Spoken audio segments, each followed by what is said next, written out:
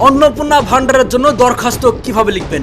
যোগ্য হওয়া সত্ত্বেও যদি আপনি অন্নপূর্ণা ভান্ডারের টাকা না পেয়ে থাকেন, তাহলে যোগ্য বাতিল মহিলারা যারা অন্নপূর্ণা ভান্ডারের টাকা এখনো পাননি, তারা কিভাবে দরখাস্ত করবেন সেটা শিখে নিন এই ভিডিও দেখে। সবকিছু ঠিক থাকার পরও যদি আপনার অ্যাকাউন্টে এখনো টাকা না ঢোকে, তাহলে এইভাবে দরখাস্ত করুন। তবে এই দরখাস্ত কিভাবে লিখবেন তা শিখে নিন এবং দরখাস্ততে উল্লেখ করা কথাগুলি খাতায় লিখে নিন। পরে কিন্তু আর খুঁজে পাবেন না এই ভিডিওটি। এখনই খাতা পেন নিয়ে বসে পড়ুন।